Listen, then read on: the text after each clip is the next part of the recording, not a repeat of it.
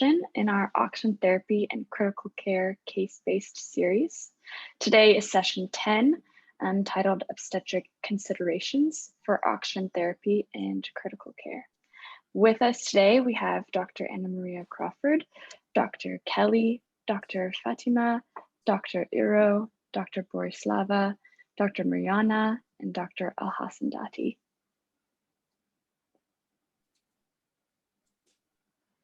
Just a few etiquette housekeeping reminders. Our programming is based on a foundation of love and respect. Please respond kindly rather than react if you disagree with something. It is everyone's responsibility to keep the webinar a safe place.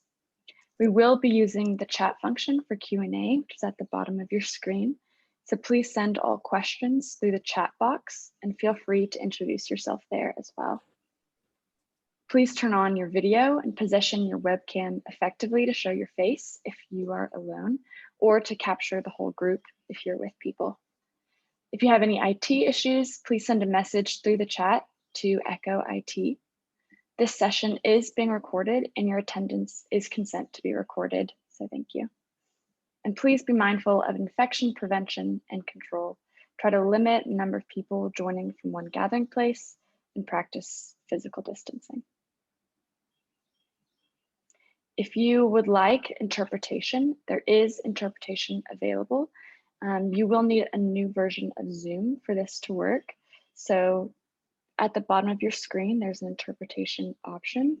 You can choose to mute the English part of the session or listen to both. The translation will be louder than the speaker. And we do have interpretation available in French and in Spanish.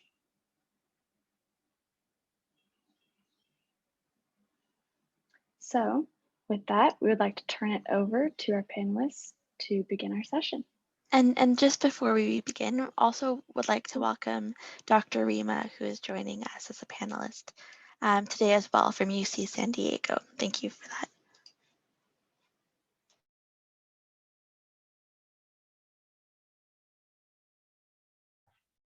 Good morning, good afternoon, everyone. Thank you for coming to OB Considerations of Oxygen Therapy and Critical Care. We have a really great session lined up. I want to give special thanks to Dr. Kelly Federer, who helped organize this case stem and recruit some wonderful panelists from all over the world. So welcome to all of you.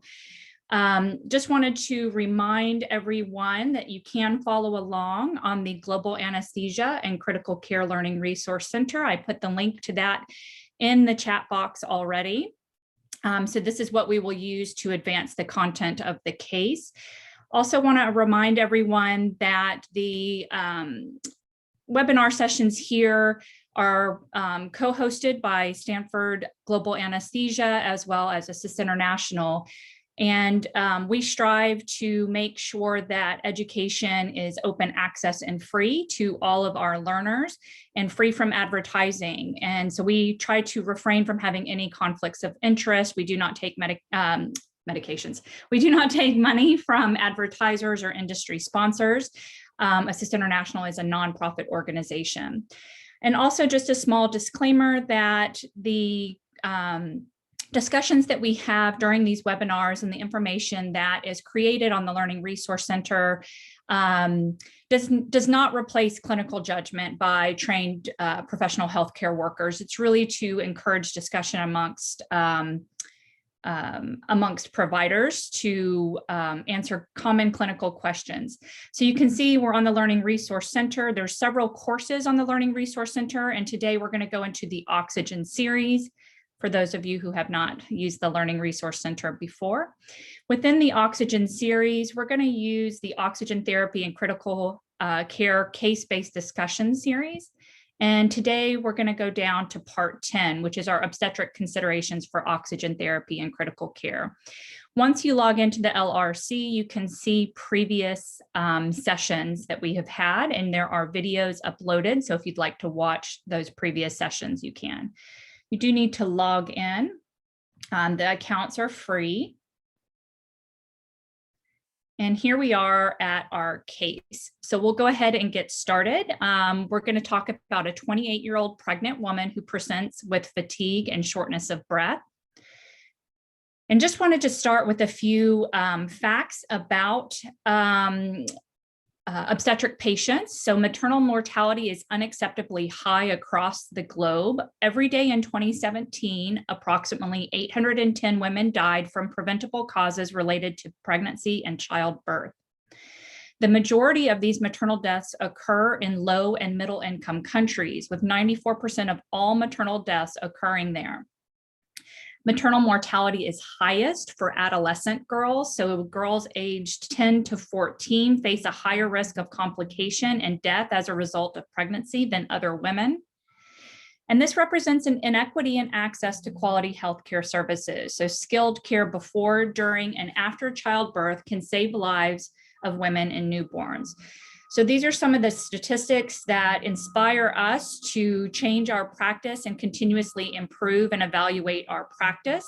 So we want to do that today with this case. And through this case, we will address some of the practice change objectives that we have laid out. The first of which is to list the physiologic changes that occur with pregnancy, describe how physiologic changes of pregnancy affect maternal well-being and also maternal disease presentation. Describe the changes in arterial blood gases that occur during pregnancy. List the goals of oxygen therapy. Recognize and describe the signs of both maternal distress and fetal distress. And list the multidisciplinary team members required for optimal care of critically ill pregnant patients. So it requires a lot of resources and specialized providers to care for these patients. We want to describe the unique considerations during resuscitation of pregnant women, and we have some cognitive aids that we'd like to utilize for obstetric emergencies. And we want our learners to be able to access COVID protocols that have been developed for obstetric patients. I'm going to apologize for the background noise. So let's get started with our case. Today, we are going to discuss a 28-year-old pregnant woman. She has a gestational age of 29 weeks. She presents with fatigue and shortness of breath. Her symptoms started 2 days ago with a stuffy nose or rhinorrhea and a feeling of fever, although she has not checked her own temperature. Her pregnancy has been uncomplicated, but now she's concerned she does not feel much fetal movement over the last day. She's a teacher. She's not aware of any exposures to SARS-CoV-2 or COVID-19, but she does interact with children daily. She has had 2 previous uncomplicated term deliveries. She has a medical history of hypothyroidism and no surgical history. She currently lives at home with her mother, her 2 children, and her husband. And her current medications include Synthroid or levothyroxine. She has no known drug allergies. So we're going to start with the first 4 practice change objectives, which include listing the physiologic changes that occur with pregnancy, describing how these physiologic changes affect maternal well-being, and describing how they affect disease presentation for pregnant women, and then talk about the arterial blood gas analysis changes that occur normally with pregnancy. And with that, I will turn it over to Dr. Kelly. Okay. So we are going to start with an interactive question at first. So if we can just scroll down a little bit there, I can read out the question. All right, so each of the following are normal physiologic changes for pregnant patients, cardiovascular systems, except, so we're looking for the erroneous statement here, an increased cardiac output due to increased heart rate and stroke volume is option A. Option B, dilutional anemia from increased plasma volume. Option C, supine hypotensive syndrome. Option D, aortal cable compression by the gravid uterus. Or option E, increased blood pressure due to high systemic vascular resistance. And we are running our poll right now.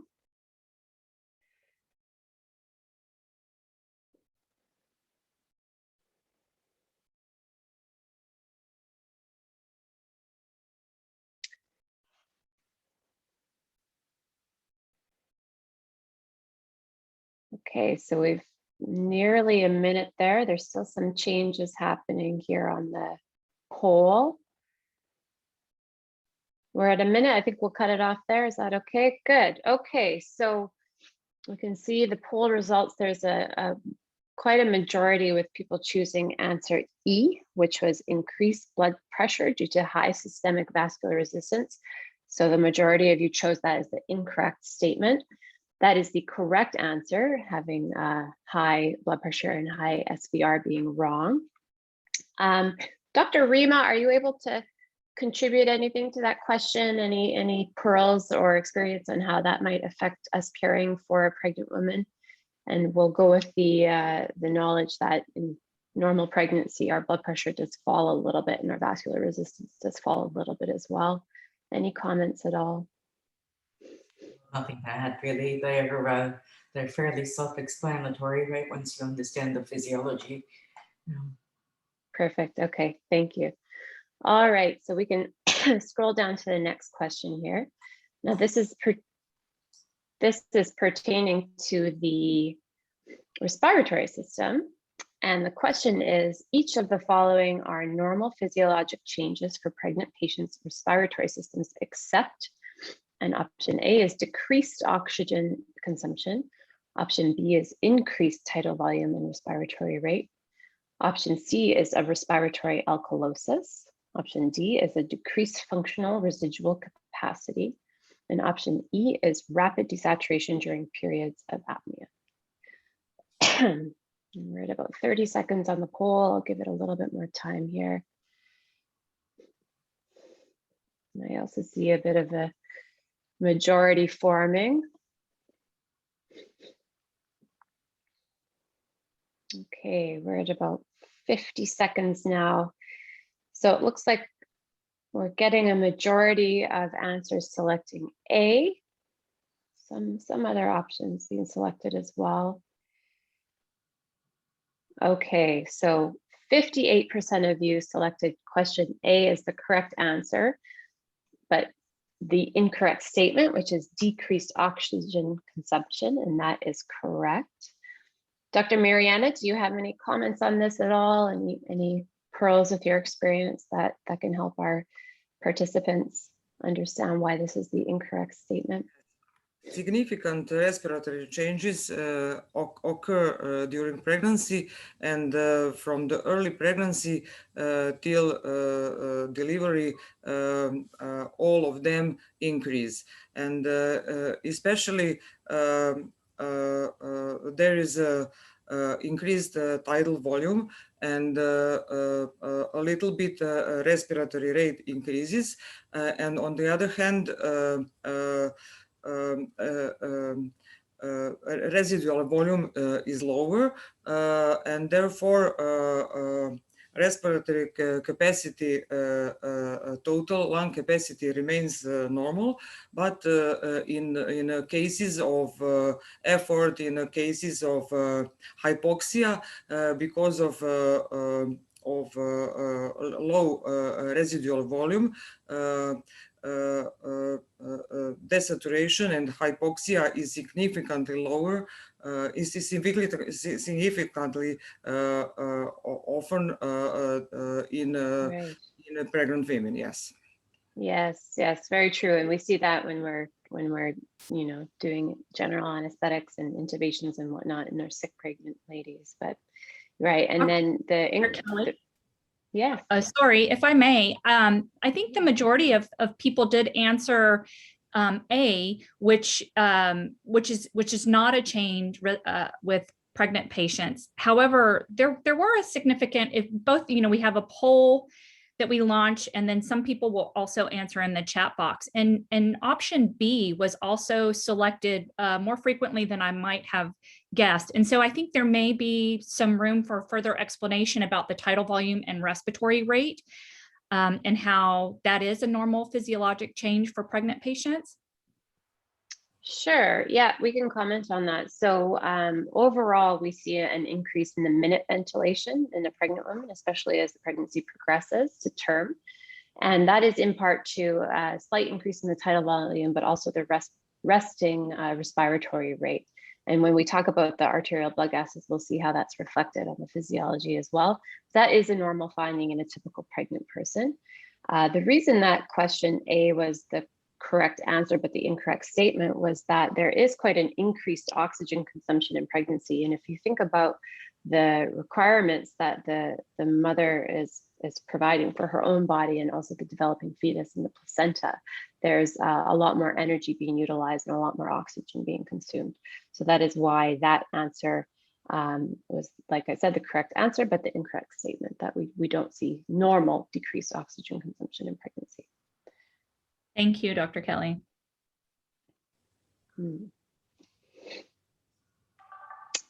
Great. Okay, so we'll move on to a true or false question. True or false, dyspnea is common during pregnancy, occurring in 60 to 70% of healthy pregnant women.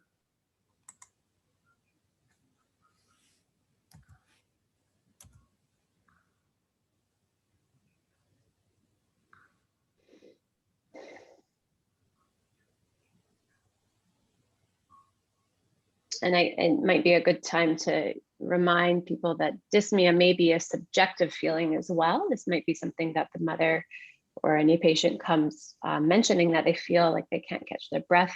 It might not be something that is objectively noticed by the practitioner. It might not be something that reveals itself on any monitoring.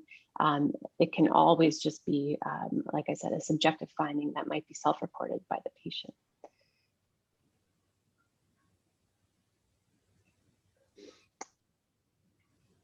So this is looking a little controversial.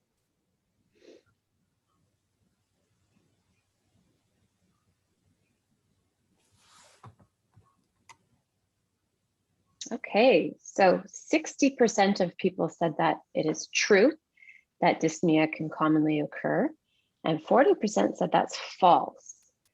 Dr. Dati, do you want to comment on this question at all, and what you believe the right answer may be, and why there might be some divide here? Yeah, thank you very much. It is true you have this dyspnea in this proportion of healthy pregnant women. And the reason is that as the pregnancy progresses, you have restriction of the movement of the diaphragm, which is the main muscle of respiration. So there is kind of splinting of the diaphragm, and the only way to adjust is to increase. That's why you have that increase in the respiratory rate. So there's that feeling of dyspnea, difficulty in breathing, which will be aggravated if they try to, if there is increase in physical activity. So it is correct. Thank you very much, and great physiologic explanation there. So it's very true. Over half of women will feel dyspneic at some point in their pregnancy, and that may just because of the normal physiology. It can also be due to disease, which we will go through later on in the discussion. Okay, Dr. so Kelly, we can move. It's Anna again, sorry. I'm trying to moderate the session, so I just want to reveal a couple things along the way, if you don't mind. Sure. I just want for the participants and learners who are following along on the Learning Resource Center or the LRC, I just want to point out that although we were going through all of these questions, if you need to find the answer, you can always click on the question. And when you click on that question, it will take you to the reference or resource that we used to form the question and to answer the question. So you can see that this is a chapter on the physiologic changes during pregnancy. And this is where we found our answer to this question. And you can see when they talk, if you scroll down to respiratory changes, there is a quote that 60 to 70% of pregnant patients that are healthy will experience dyspnea. So I just want to point out that when you're on the Learning Resource Center, you can click on the questions to reveal the answers. So just wanted to share that with the audience. Perfect, thank you. And I think we will use that resource right away in our next question here as well. Okay, we have another interactive question. So pregnant patients have an increase in their tidal volumes and respiratory rates through normal physiologic changes of pregnancy. What changes would you expect to see on an arterial blood gas? And these would be normal changes that we see. And I For the see in the answers, chat. yeah, please put in the chat box. We don't have a poll for this one, so just answer in the chat box, please. And I can read off some of the answers that we're getting. So it looks like somebody said respiratory alkalosis. That's excellent. Due to physiological hyperventilation, correct. And that would be manifested with a low CO2, blood CO2 that would be detected. Anything else in pertaining to the pH or the oxygen or maybe the bicarb as well? We're looking for that.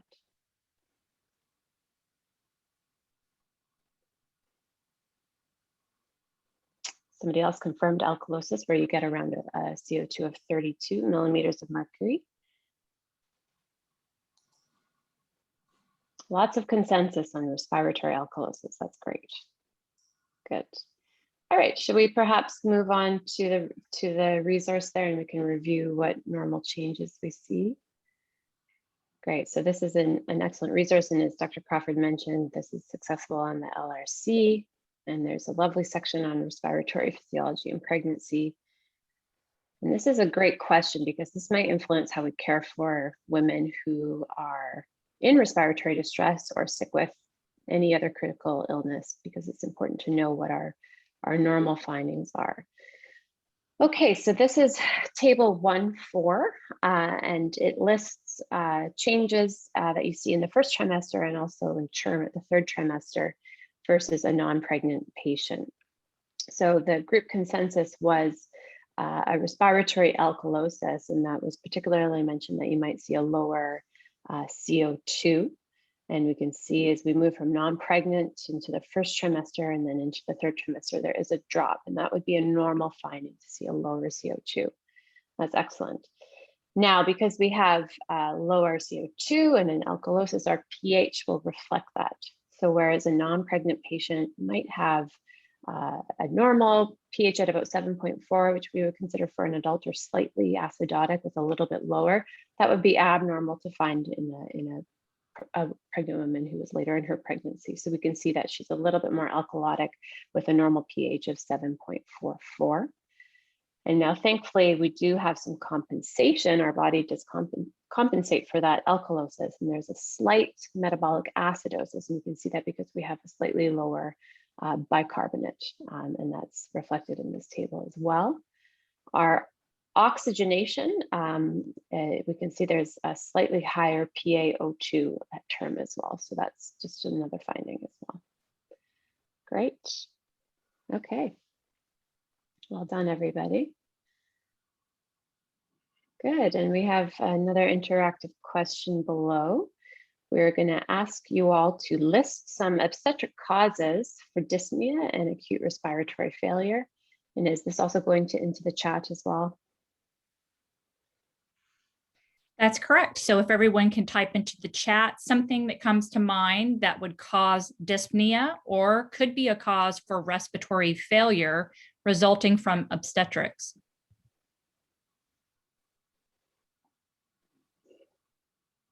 Okay. So a couple people have said amniotic embolism. I believe this is a postpartum or peripartum cardiomyopathy, a PPH, pulmonary edema, just normal dyspnea, which is excellent. We just talked about that. Great. I believe this is a comment on intra-abdominal hypertension, peripartum cardiomyopathy, amniotic fluid embolism, chemical pneumonitis. Thank you, Mariana. Perhaps from aspiration, which is it's a concern in pregnancy. Dr. Kelly, I like Dr. Rima's comment that dyspnea is normal in pregnancy. So dyspnea can be normal and or pathologic in pregnancy, which makes for an interesting evaluation of patients. Of course, yes. Sometimes it can be a normal finding, and it's sometimes difficult to determine when when we should escalate care if there's any concern for a dyspneic woman, as it can be a normal finding. I believe I see some thromboembolism, multiple pregnancy. Dr. Good, Mariana, okay. do you want to tell us what you typed in the chat box?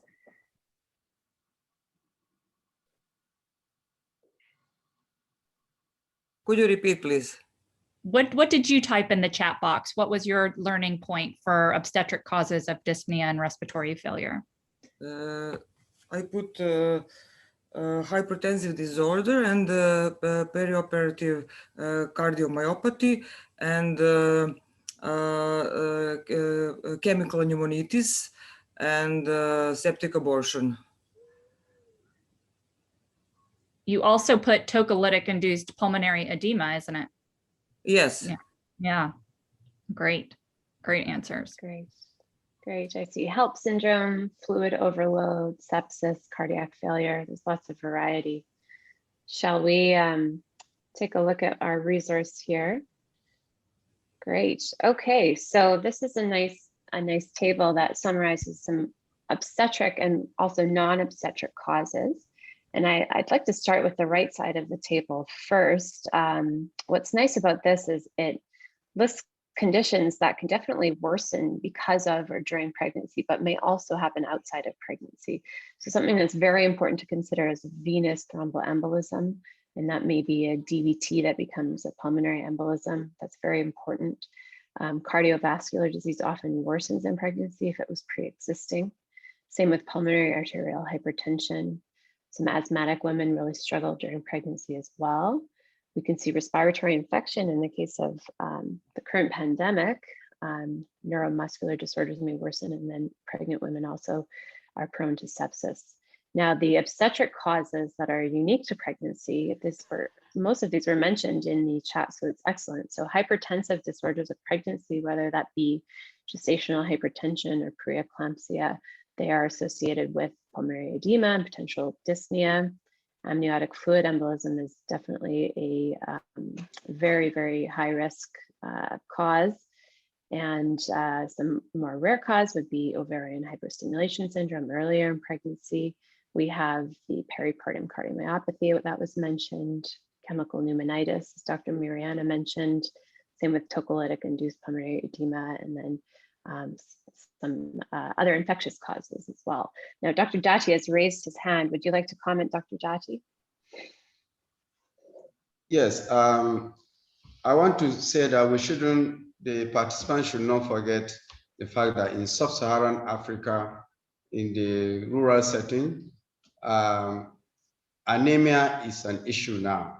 I mean, it's a very important issue, and the causes of this anemia that are common here are infection, malaria, and which can worsen the anemia. You know, remember, physiologically, these pregnant women, they have dilutional anemia. So if you have infection ongoing and they don't have access to medical care, then this can worsen, and then you can have this aggravation of the dyspnea. The other cause of anemia here, you see, don't forget antepartum hemorrhage, placenta major, which can worsen this condition. So we should remember all this. Thank you so much, Dr. Dati. That's a very good point. We can add anemia definitely to our differential overall. And we also have this resource that Dr. Crawford has created that reminds us all that there are other reasons for respiratory distress not directly related to pregnancy, and we must keep these in our differential at all times. So I love this systematic approach. It's somewhat of a head-to-toe approach, which I think Dr. Crawford gets from her ICU background, I assume. Now we can start You're right about that. Always start at the head. In ICU, that's right. So, we'll keep in mind any, angioedema, anaphylaxis, any sort of anatomical changes, problems with the chest wall. And I think what we've listed here might be particularly relevant to if a woman's been involved with a trauma, so rib fractures or flailed chest. Unique to the pulmonary system, as we have an aging maternal population, COPD is always as mentioned, asthma is common in pregnancy and it may get worse. A lot of embolic causes are quite deadly. You can have hemorrhage, effusions, tumors, that sort of thing. Similar to cardiac, the cardiac system, with the rise of coronary artery disease, we might have those sort of events. Heart failure, tamponade, valve dysfunction, arrhythmias, those are great to keep on the differential. We talked about neuromuscular disease earlier as well. That can be a problem. There can be toxic or metabolic problems due to overdose or inadvertent ingestion. And then some of the miscellaneous causes, we could see that we've highlighted pregnancy as a miscellaneous cause because it can be normal in pregnancy as well. And we've emphasized that more than half of women do get dyspnea in pregnancy. It's just a normal finding as well. So that's excellent. Thank you very much. Dr. Rima's point is that dyspnea pregnancy can cause dyspnea, and pregnant women can have dyspnea for other reasons. Awesome. Thank you so much. Great. All right. And then we have highlighted some additional resources here. On the left is an anesthesia tutorial of the week that pertains all towards the physiologic changes of pregnancy. There's some question and answer format, and there's a didactic portion that's excellent to read through. And I believe that you can also achieve CME points for doing that as well, if that's something that you collect. So that's worthwhile to select.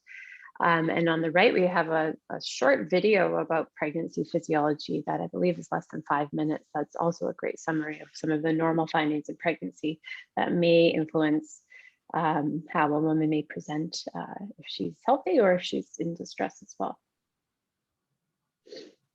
Okay, Dr. Kelly, I have some case updates. Our 28-year-old pregnant woman with fatigue and shortness of breath was found to be having contractions, but they're irregular and occur approximately every 8 to 12 minutes. On exam, her cervix was closed. We have some vital signs. Her temperature is 38.9. Her heart rate is 115 beats per minute. Her blood pressure is 140/75 millimeters of mercury. Her respirations are 18. Her pulse oximeter, or SpO2, reads 91%, and that's on room air. And she has fetal monitoring that reveals a heart rate of 125 beats per minute. So we're going to move forward now to our next 3 practice change objectives, which are listing the goals of oxygen therapy in pregnant women, and then recognizing and describing the signs of maternal and fetal distress. So back to you, Dr. Kelly. Oh, okay. Actually, can we go to maybe Dr. Iro? Dr. Iro, are you happy to? I'm sure. Just tell me when I should stop, but I can do this set of questions. Yeah. Yeah, that would be amazing. That'd be great. Are you okay to read these out, and then we'll pause for some of the interactive portion? Okay, so she's just read our STEM, and I'll just read the first question. According to the Society for Maternal Fetal Medicine, a group of high-risk pregnancy experts, what is the goal SpO2 for pregnant patients? And if you could just type your answers in the chat. Excellent. And I'm seeing a couple different answers here. Somebody says over 94%, and another says 95%. That's great. And I believe we will be linking to the resource that we have with this question too. Above 94, 95%. That's great. Good. See a few more typing in.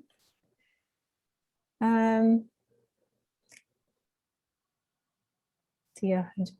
So it looks perfect. She's sharing the SMFM resource so SMFM is Society for Maternal Fetal Medicine, just to give the acronym. And Dr. Iro is Maternal Fetal Medicine Specialty Fellow. Is that correct, Dr. Iro? Yes, correct. Sorry. Yes, I'm one of the fellows. And so it looks like you're scrolling, but for It says go.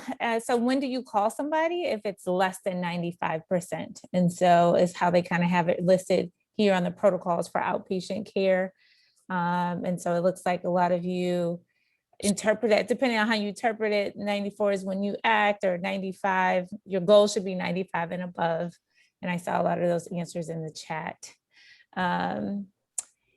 They also have on that list, we just kind of scrolled, but other signs to look for that a pregnant woman may have in terms of, I know we've mentioned a lot that dyspnea is common in pregnancy, but maybe a warning sign to look out for is if that the nature of that changes. And so the patient says it's worse than their baseline, or et cetera. But and Dr. Iro, I might just pause to emphasize that that resource highlighted for pregnant women over 94% or 95% and above. It's kind of how you want to choose the verbiage there, was what we use for pregnant women. That does differ typically in what we use in non-pregnant women. Dr. Borislava, would you like to comment on how the oxygen saturation goals may differ from a non-pregnant person to a pregnant person?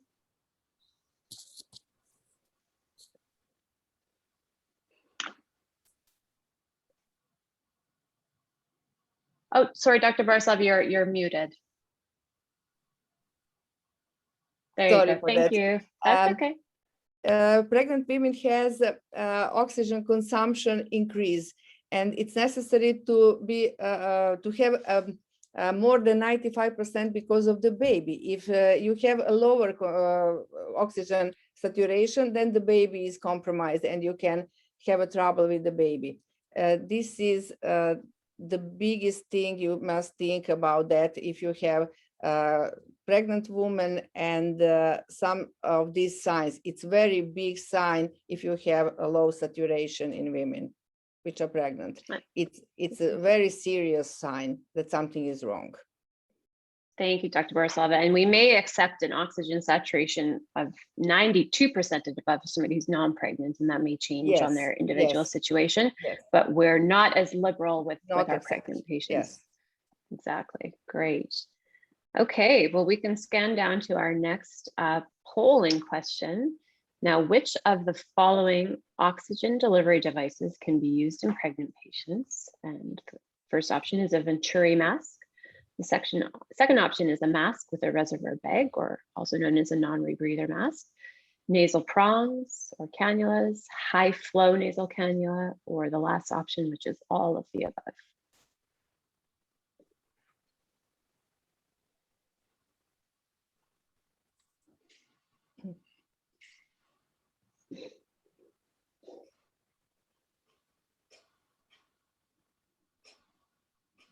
And I guess one thing to emphasize is these are all relatively non-invasive options for oxygen therapy. There are quite a few other more invasive, which might include, mechanical ventilation or non-invasive positive pressure, which we haven't had listed here, but these are, as mentioned, just sort of our non-invasive options to start with. Excellent. Okay, so it looks like 79% of you have selected all of the above. Maybe a second most common option was nasal prongs, and then the mask with a reservoir bag, and lastly the high flow nasal cannula.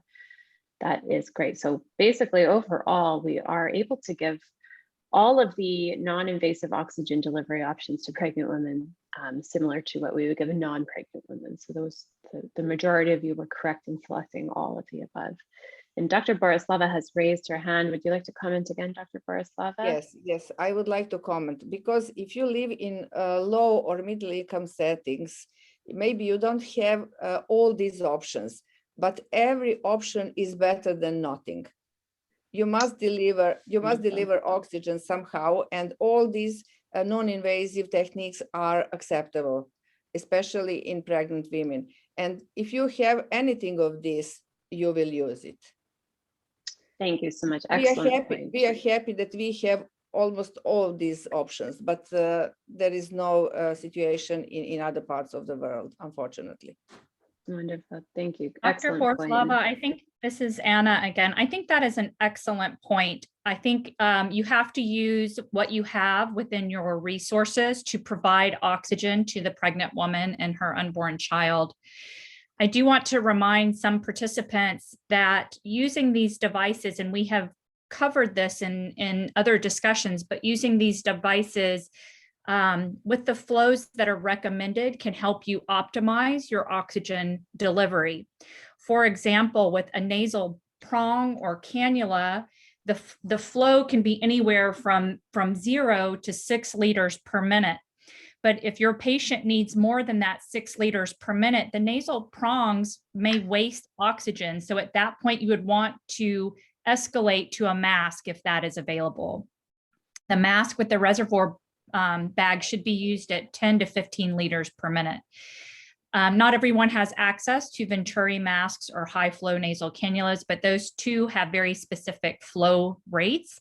So I think the important point is to give the patient oxygen, but if you can optimize the device for the amount of flow that that patient needs, then that should also be considered. But your point is very well taken and an excellent one. Thank you. Excellent. And Dr. Rima also had her hand up. Dr. Rima, do you have something to add? Anna essentially addressed it. What I was going to make the point about is that the FiO2 that you get with each one of these options differs, and only a couple of them will allow you to truly maximize the FiO2. With your nasal cannula, you get the lowest FiO2 with all of these options. Next is the plain face mask or the Venturi mask, next the non-rebreather, and finally the highest FiO2 is available with the high flow nasal cannula.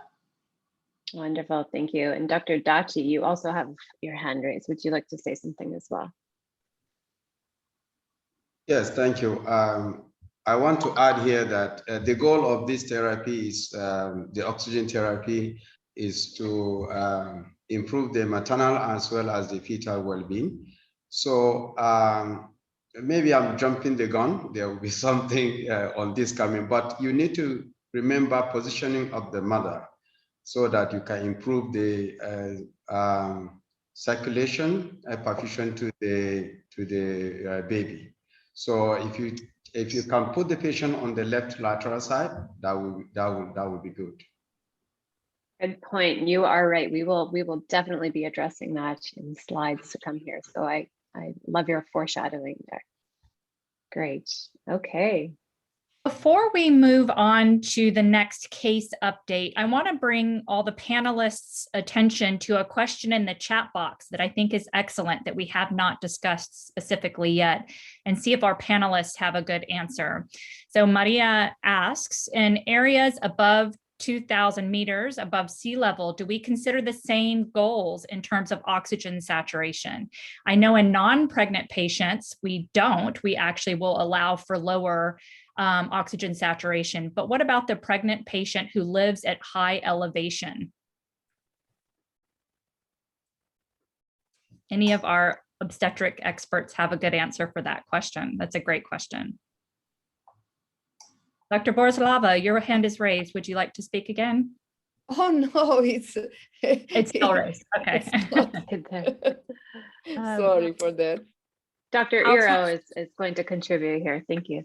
Yeah, I said from what I understand, because our SMFM guidelines are kind of used widely, and we there isn't a different cutoff. And the main reason that I understand this to be is because you really want to be conservative because of the fetus. Now, I know that there can be exceptions made if someone's baseline is maybe not, but if someone's baseline, if they were starting their pregnancy 99 to 100, and et cetera, and they're dropping down to 94 to 95, that would still be a cause for concern. So I think even in the higher altitudes regions, you would still kind of use the same, maybe within 1 to 2 percentage points, but it's kind of the same rule of thumb is applied. So what I'm hearing you say, if I understand correctly, Dr. Iro, is that if it is possible that people that live at elevation have lower baseline pulse oximetry readings, but it might be the overall trend. If the pulse oximeter starts off at a lower baseline, maybe you would have greater acceptance. But if the trend is downtrending or worsening, that you would again try to target the higher SpO2. Correct. Great. Great. Any other comments about that from our panelists?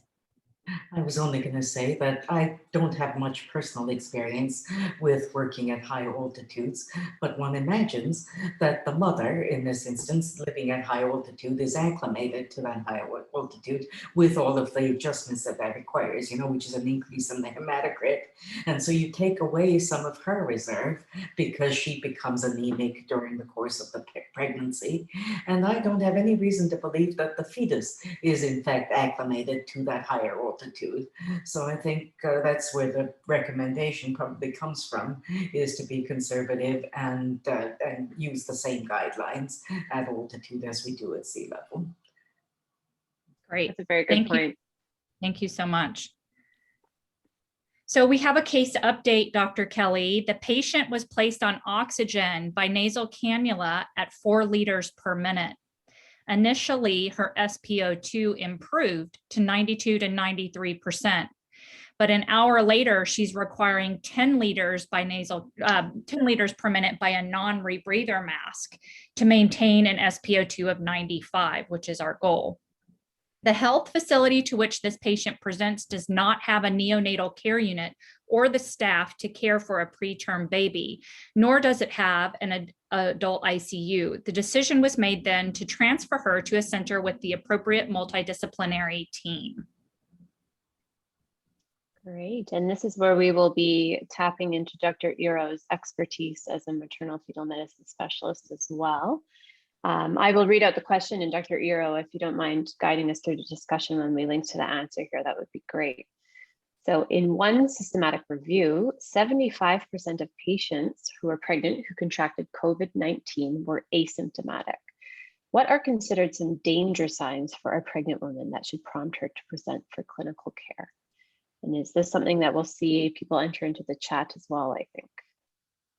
So what might be some signs in a pregnant woman that should prompt her to seek hospital care, to present to her care team, that may be considered danger signs that aren't normal in pregnancy and aren't normal in a lower risk COVID-19 infection? And like we said, feel free to enter into the chat if you have an answer for the question.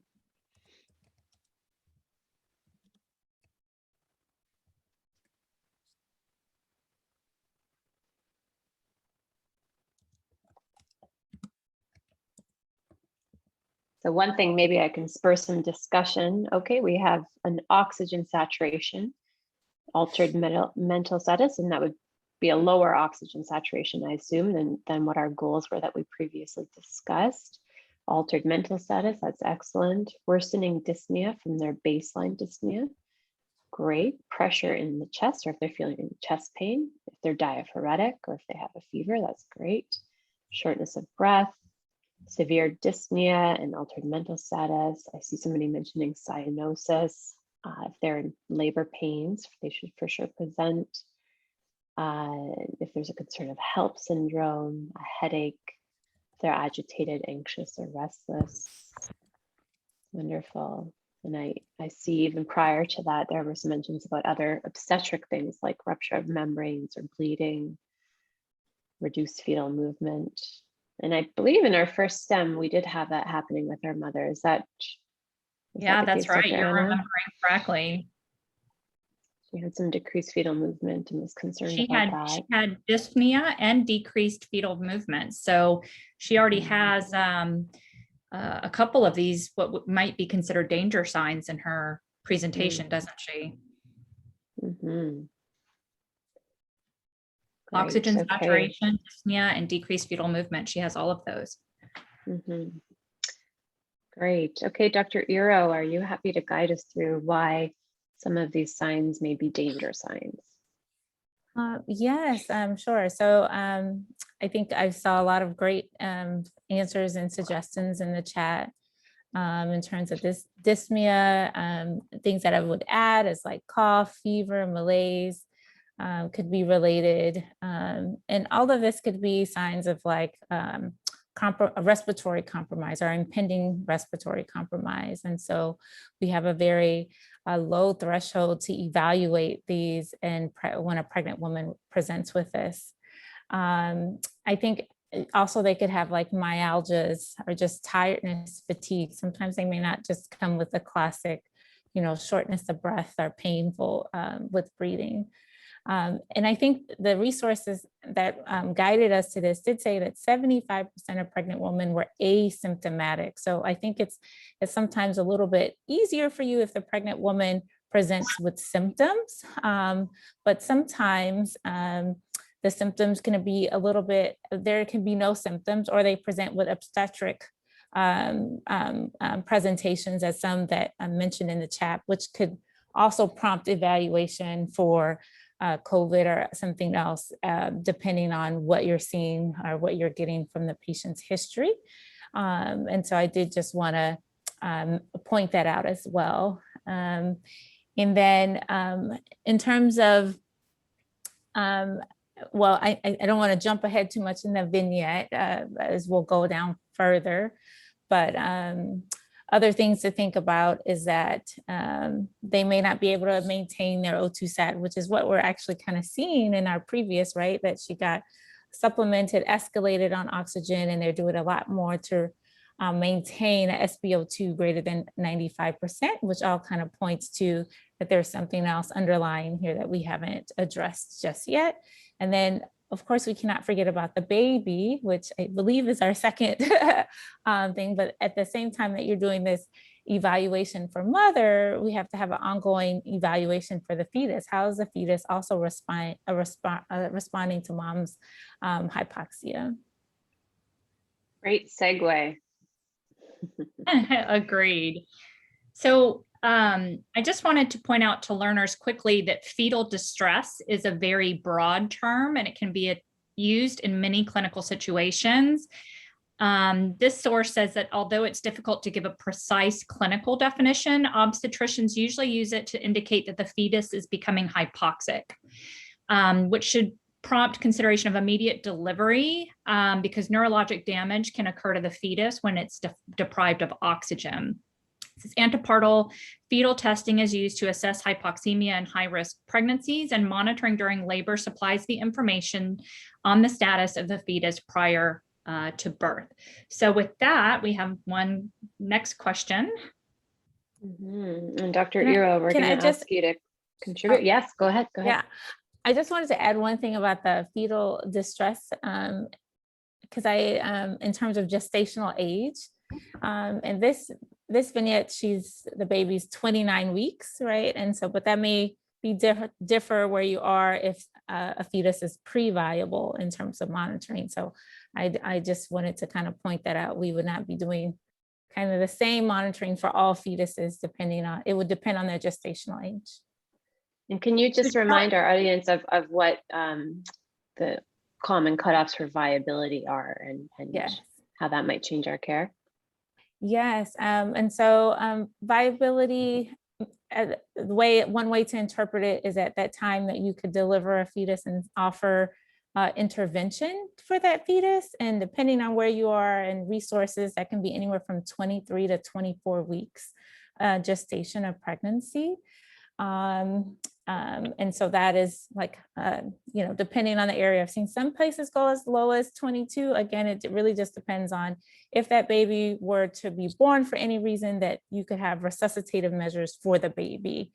And so generally, prior to that cutoff for viability, you may just be doing like spot checks to see that the fetus is alive, but you wouldn't be doing continuous monitoring, or you wouldn't be making decisions off of delivery based off of baby's heart rate. But then when you now transition to a viable fetus, this fetus could survive, then that how that baby is responding is more critical in your decision making.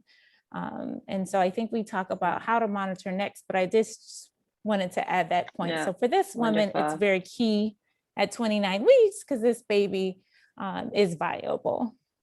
Wonderful. And I love your point about the viability, maybe cutoff for viability may be different in different settings. Just in North America where I've worked, I've found different cutoffs in different centers. So I imagine all over the world it might change as well. So good. Okay. Now we're opening up another.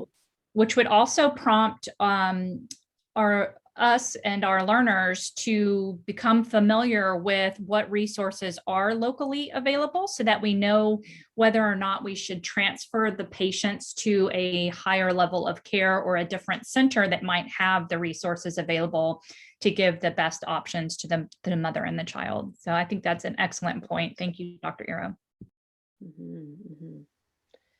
Good, good. Okay, our next interactive question, we'll have people type into the chat as well and provide some ideas as to what our options in providing monitoring for fetal well-being may be. We can start typing in the chat now. I think I had seen some older ones. Mariana, Dr. Mariana mentioned cardiotocography, external Doppler, which Dr. Iro had just mentioned, an intermittent Doppler. Is that what you meant, Dr. Iro, versus continuous? Dr. Borislava agrees that CTG or cardiotocography. Anything else? So those were both. Thank you, Dr. Mariana. What would you like to say? In most our hospitals, we have cardiotocography, and it is available mostly, but everyone has auscultation and everyone can check the baby in every hospital in the world. So in low resources, always is still possible to check the fetus and to take care about fetus and maybe transfer the patient to the higher level of care. Thank you so much. That's so true. So there is quite a range based on your technology. I see some people have mentioned ultrasound to monitor baby. That is definitely something that can be used, but does require that technology. Using a stethoscope, I believe, is possible. Dr. Iro, is that something that can still be done?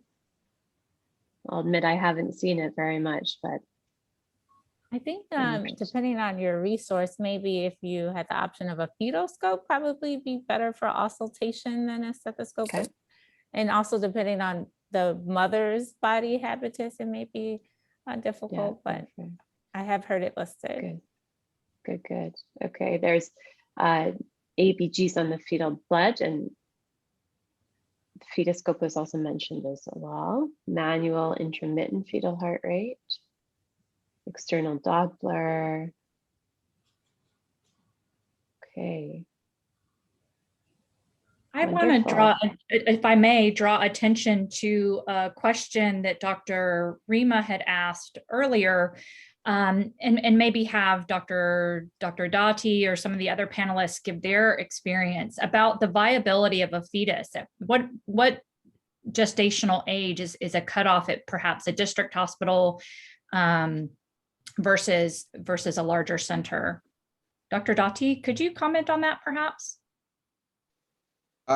Yes, thank you, Anna. Still in the sub-Saharan African other low resource settings, I remember even when I was a medical student, the teaching is that it's 28 weeks. And most of the definitions are anchored around that cutoff.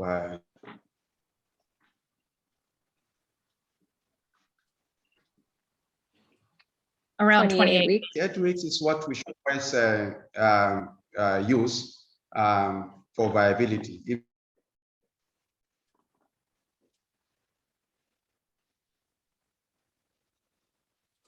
Sorry, I had.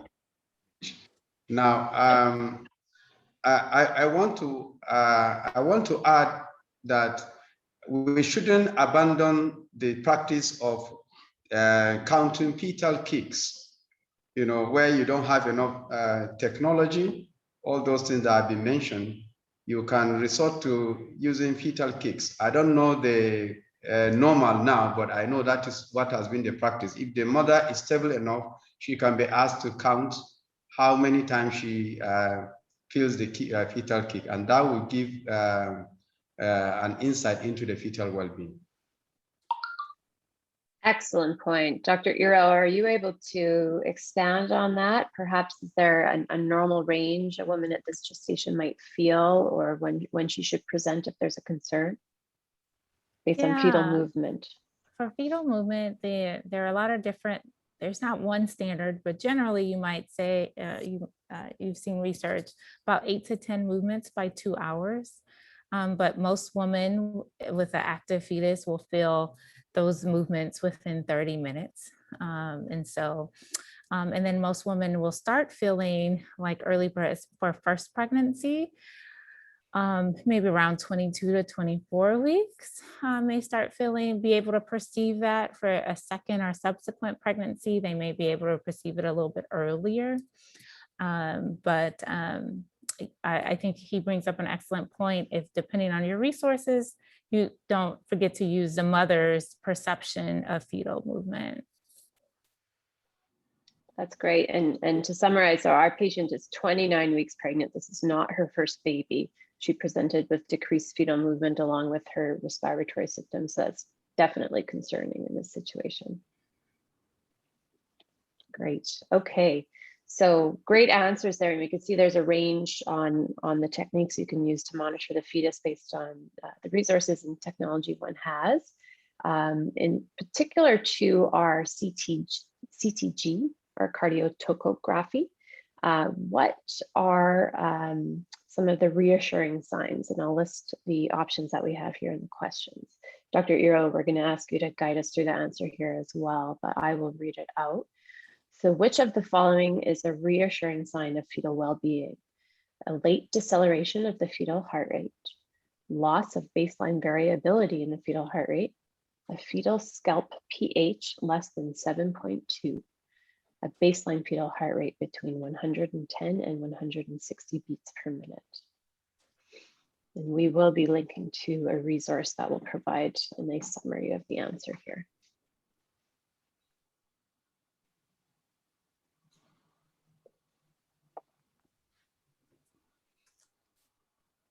I think while people are answering, Dr. Rima had an excellent point about the literature supporting continuous versus intermittent monitoring. I don't know, Dr. Rima, did you want to make that point quickly? Sure. As I read the literature, and I'm not an MFM specialist, there is no evidence that continuous fetal monitoring results in better fetal outcomes than checking the fetal heart rate intermittently. That having been said, in the US anyway, it is standard of care to monitor all pregnant women on a continuous basis. And my personal bias from 31 years of doing this is that our practice certainly results in more C-sections.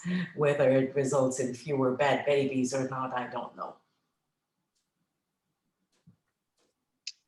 Dr. Iro, do you want to comment on that at all? Sure. Oh, I'm sorry. Were you finished, Dr. Rima? I was just going to respond to Anna's comment to define intermittent. I believe some old literature that I looked up suggested that if you checked every 15 minutes. Yeah, so I will say definitely the literature around it has been controversial in terms of, but as you said, that is standard of care in the United States to kind of offer external fetal monitoring. The one caveat that I would add is that for women who are deemed high-risk pregnancies, either by a maternal or fetal condition, continuous external fetal monitoring has shown to kind of improve outcomes. The rub is trying to figure out who's that best a candidate for. But I think there is some benefit from it in terms of at least identifying like how the fetus is doing with the beat to beat, which can be a sign of fetal well-being. But you are correct in that there is a lot of literature suggesting that questioning what is the best way to go for everyone, but for now that is our standard of care. It's a good discussion point. Dr. Borislava and Dr. Dadi, you have your hands raised. Would you like to contribute anything to this discussion? Actually, I agree with that, but what do you have? What do you have in low settings? CTG and include when you see CTG and you see the line, then you can be sure is baby okay or not, is baby suffering or not. this is from my point of view, anesthesiologist point, because in my country, obstetricians look at the CTG and they decide, is it a baby okay or not? We are just on their side, you know, and we are not included in that decision. But we can see if everything is on the baseline that is normal and baby is okay. So it might be useful for us non-obstetricians to become familiar with this sort of information, right, Dr. Maybe, Borislava, yes. because it might help us understand our colleagues' decision-making patterns for sure. Yeah. Dr. Dati, would you like to say anything? Yes, the practice here, well, at least when I'm presented with a patient for emergency cesarean section on account of fetal distress, I advise, and sometimes I insist, that they should check the fetal well-being using the sonicare, which we have, and we also have the fetal score. So that is documented, because sometimes it leads to some medical legal issues at that point. So I will advise we should practice that. Everybody will know, and then it's documented. Very good point. So what definitely I'm hearing from all the panelists is that we should all, regardless of training, whether we're nurses or midwives or anesthesiologists or obstetricians, should all be familiar with the resources that are available within our local institutions, first off, and we should use what we have and have some idea of fetal well-being throughout the course. If we can do it continuously, that's ideal. If we can't, then we need to do it intermittently as frequent as possible. Would everyone agree with that? Yes, and I just want to add that I really think at the point where you're trying to use fetal well-being for a decision-making point, that it's in, I agree with Dr. Dad, you have to have some kind of documentation of what that fetal well-being is. And I think for us, that is why kind of a continuous external fetal monitoring is helpful for that information, because we're able to document, okay, that this was a change in fetal status. I see some other questions that came up in the chat. Yeah, Dr. Iro, let me just add that what I mean is that you see something on the table before we induce anesthesia, we have it in the operating room. I think that helps a lot. And it helps us in when we do morbidity and mortality review regularly. So that always comes jointly with the obstetricians and the anesthesiologists. And you review what the decision-making process was there, Dr. Dati. Is that based on information from the fetal well-being and the maternal well-being? Is that what you're saying? Yeah, they have already taken a decision. Patient is on the table already. Mm-hmm. And they want sometimes they even do, because that is what we practice here actually, where I'm working. Okay. All right, well, why don't we go to the answers? So the large majority of people selected answer D, which was baseline fetal heart rate between 110 and 160 beats per minute. And Dr. Iro, we're going to present this summary slide that gives us a snapshot about the external fetal monitoring. Would you be able to just summarize what may be reassuring and non-reassuring in a pregnant woman? Sure. And so I think this is a really good table. And so I'll just kind of bring your attention to the reassuring side. And so baseline of 110 to 160 beats per minute is normal. So anything, as you can imagine, less than that or greater than that is cause for concern. Variability, if you could just scroll up so I can actually show variability. So variability is kind of like your amplitude from beats to beats. I think it's up. Yeah, here we go. I could use this example. And if you can kind of see like the like you're just beat to beat. One way to explain it is like not a straight line. Now these strips are have other things going on within that we can see like in decelerations, but variability is also another sign of fetal well-being. And there's different categories of that. It goes from minimal to marked, but ideally you would just like to see anywhere from moderate variability, which is like at least greater than 5 beats per minute. But I think the visualization of variability is often helpful. Accelerations is anytime you see an increase from the baseline. So you've established your baseline and it's up at least by 15 by 15 or 10 by 10 beats, by depending on the gestational age of the fetus. And so this is here, this strip actually is a good one. It just briefly, our baseline is about, looks like about 125, 130. Our moderate, if we have moderate variability, we can see accelerations. And so this is actually a reassuring fetal tracing. I just want to point out quickly for those who may not be familiar, the top line is the fetal heart rate and the bottom line shows uterine contractions. Is that right, Dr. Ira? Correct. No. Yeah, and I think there was a few more on the table, but and then to see, you shouldn't see, ideally, no decelerations is a good thing. So anytime as we talked about accelerations as an increase from baseline, but dropping from the baseline, you would have to kind of do a little bit more digging to see if what is the cause for the fetus heart rate to drop.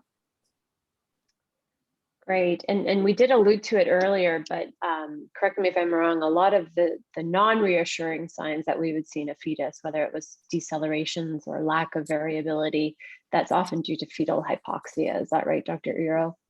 It can be, but it depends on the type of deceleration. And so I think I just point like an early deceleration, if it's based on the timing with the contraction, it could be a sign that a mother is complete and ready to deliver, like because of the head compression. In this case, it's unlikely because she was closed and at 29 weeks. And then sometimes you might see these little kind of variable, like less than 30-second decelerations, which could be a sign of cord compression.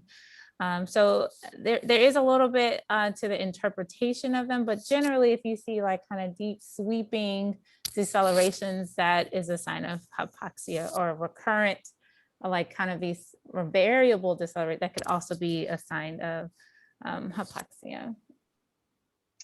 Great, thank you so much for that. Okay, it looks like we have another practice change objective listed here, which is to list the multidisciplinary team members required for optimal care of a critically ill patient. So we're going to ask our audience to do that for us. And you can answer in the chat box. so we're looking for any of the multidisciplinary team members you think should be available for this critically ill pregnant woman. We'll monitor the chat.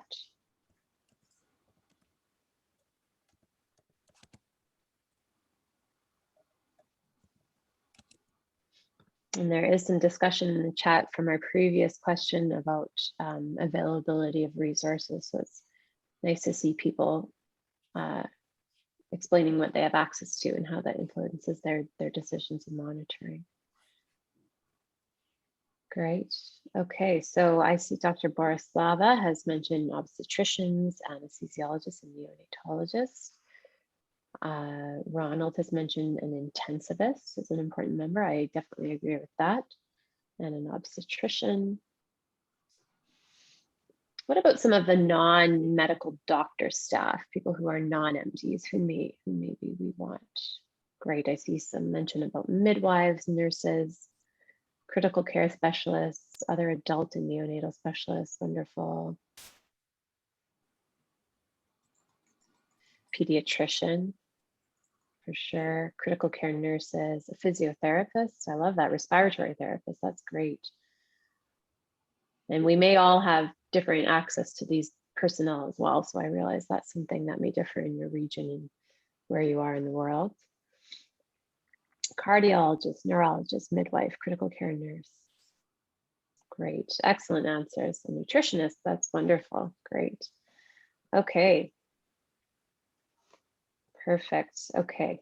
So we're going to also ask that you contribute to the chat, what monitors should be placed on this patient?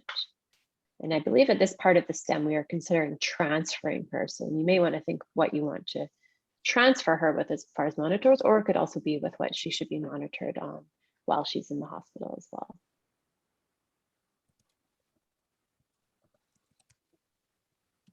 Okay, I see blood pressure.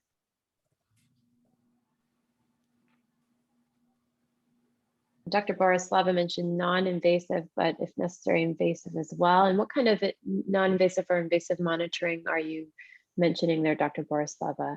Is that about blood pressure or? I'm mentioning about non-invasive blood pressure and saturation, you know. But sometimes if a patient is critically ill, you must use invasive monitoring. And that may be in the form of an arterial line or a central line. Yes, those yes. sort of things. I mean on that, yes, yes. Okay, good. And I see ECG, somebody mentioned capnography, oxygen saturation, non-invasive blood pressure, arterial line, central line, and EKG. And what about the fetus as well? What sort of fetum? Oh, great, already, Dr. Crawford. Mentioned fetus scope or CTG, temperature monitoring might be important.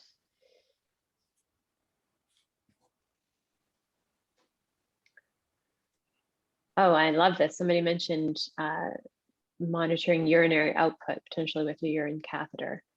Yeah. Great. That's a great insight into somebody's fluid status. Good. Okay, excellent answers there. An IV line, I definitely agree. And maybe not a monitor, but something that we should definitely have in a critically ill person for sure. Sure. Maybe I would answer to Ivan Velikovic. How available Sure. is the carrier line in low and middle income countries? It is available, but in our country it is available. Not only in our hospital, in general hospitals too. So in Serbia, Dr. Borislava, you would have Yes. availability of an arterial Yes. arterial line. Okay. And that's a good point. This all will definitely differ on your setting and your resources for sure. In many Great. places that I have worked in sub-Saharan Africa, arterial lines are not very available, unfortunately. I think that some of our other panelists may have had similar experiences with that. So it definitely depends on where you're located as to what resources are available. But I think we can all use that as advocacy for safety in the care of our patients. So if it's not available, something that you and your hospital should work towards perhaps. Great. Okay, we're going to move on to a very interesting question that requires some math and perhaps reaching back to some of our medical student knowledge. Now, this question is talking about oxygen required for transport. The question is, for the patient's transfer, she is placed in an ambulance. She is currently receiving oxygen by a non-rebreather mask at 10 liters per minute by an E cylinder. The pressure on the E cylinder reads 2000 PSI. How long will the oxygen tank last before it runs out? And those of us who have done anesthesia or critical care exams probably will remember getting these sort of questions. We will be linking to an excellent website and tool that will help us figure this out if we don't remember those conversions off the top of our head. And Dr. Crawford is reminding everybody that this is a non-rebreather mask, and we should be using about 10 to 15 liters per minute for it to be effective and deliver a high FiO2. Great, so this is a website called Open Critical Care, and we are going to walk you through how to determine what sort of oxygen supply you may need for an individual patient or even for your center. And you can see that there are varying ranges of oxygen supply. We're going to do the cylinder duration because we are using an E cylinder. And we have that selected already. It's a size E tank. And there's other options there that you may have. And our PSI was 2000. Now we're going to enter in our patient's flow rate, and she was receiving 10 liters per minute. And this may differ for different patients, and the default safe residual pressure that we're going to select is 200. And we can see that she is only going to have supply for an hour, and that corresponds to 612 liters available. And that's if she stays at that 10 liters per minute. If for some reason that increases, she would obviously have less than an hour on that one e-cylinder. So this is a very important tool that you might use if you're transporting a patient that is, several hours away. You'll have to calculate how much oxygen you may need to bring with you, and obviously anticipate their status worsening and take extra. So you're welcome to use this resource, and it has excellent explanation of oxygen supply and estimation, just like we just did there. Okay, so I'm going to type that in the chat box. It's opencriticalcare.org. They have really, really amazing resources. It's a collaboration between many of the same partners that we have worked with. And so there's a lot of great resources on Open Critical Care. I'm going to move us forward in the case. So unfortunately, the patient's status has worsened during her transport to the hospital. She continues to contract intermittently, but her cervix remains closed. When she arrives to the hospital, her status is as follows. Her temperature is now 39.1. Her heart rate is 125. Her blood pressure is 105/60. She's breathing 24 times per minute. And her SpO2, despite being on 10 liters non-rebreather or mask with reservoir bag, is now only 90%. We do have fetal monitoring at the hospital. Her heart rate is 105. She has variable decelerations with minimal variability. So those are all distressing signs and symptoms in both the mother and the fetus. So next, we need to describe the unique considerations during resuscitation of pregnant women.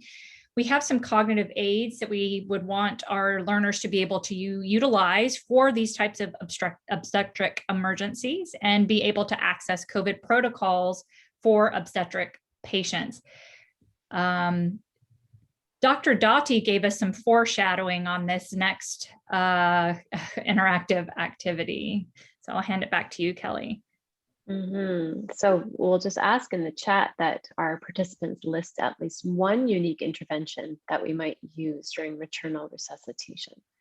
So something that you might do in a pregnant person that you would not do in a non-pregnant person that may help improve their clinical status.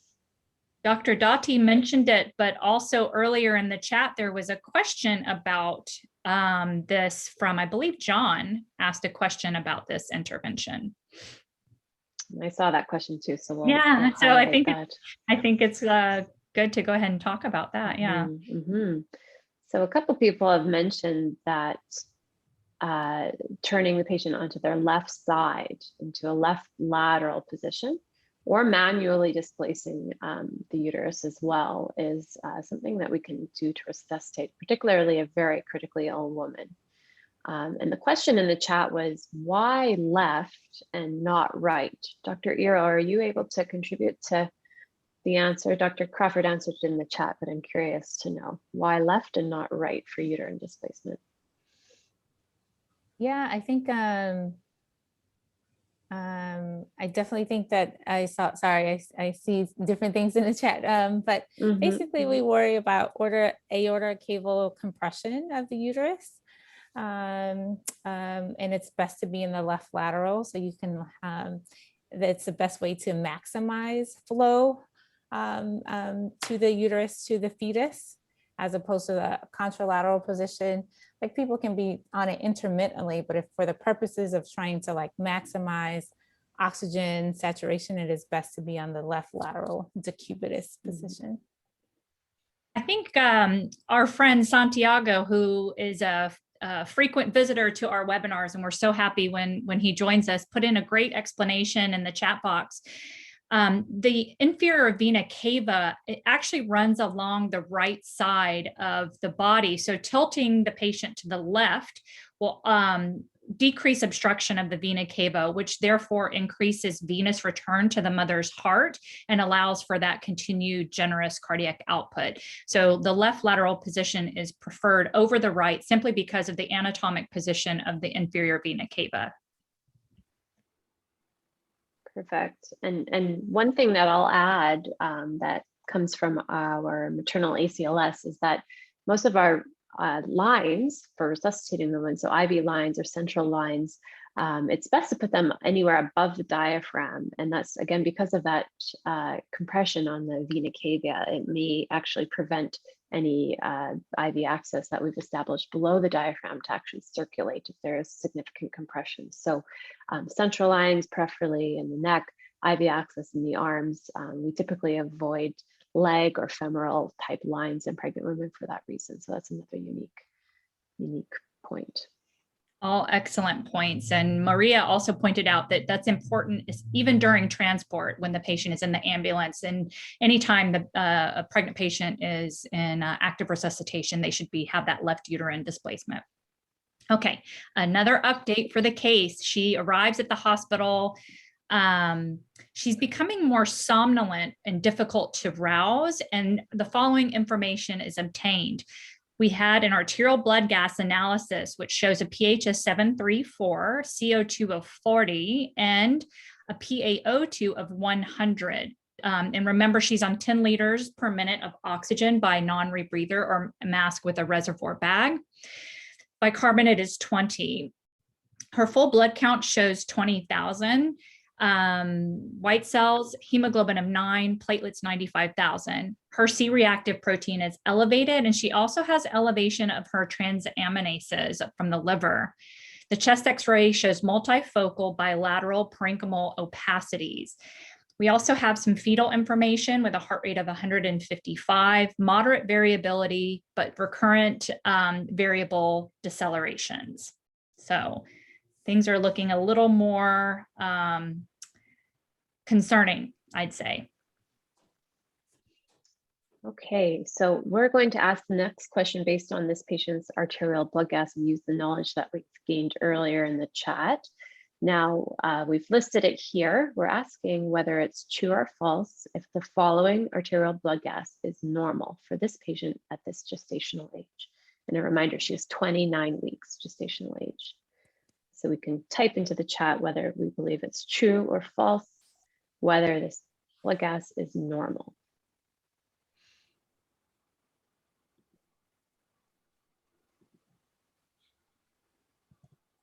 And I think we're going to access our handy chart again for this question to remind us what may be normal and what may be abnormal in a pregnant patient.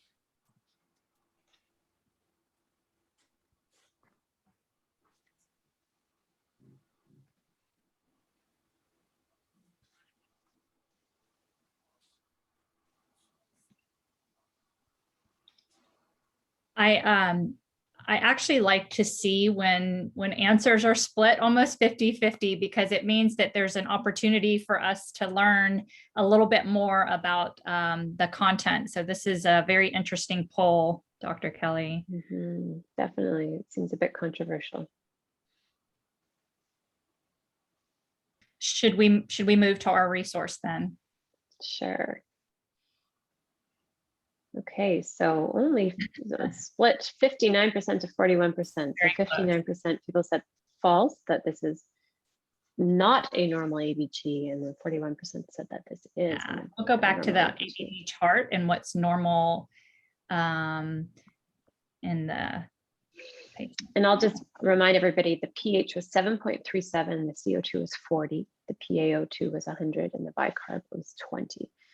So this is a tricky question, because if this patient was not pregnant, that arterial blood gas would not be all that abnormal, correct, Dr. Crawford? If you see this patient in ICU, this wouldn't be incredibly alarming, Exactly, including other clinical parameters. But the fact that this patient is advanced in her pregnancy and her pH is quite acidotic compared to the normal third trimester findings, this is quite concerning. So this would be an abnormal ABG in a pregnant woman, and this definitely would be cause for concern, and we would be reviewing our resources in our decision-making tree at this point. Right, and so in particular, our CO2 in our patient was 40, and you could see in the third trimester, it should be quite a bit lower than that. So she may have some fatigue. She's not clearing her CO2 very well, and she's becoming acidotic. Yeah, so she has a relative respiratory acidosis, probably because of fatigue, exactly. So very concerning.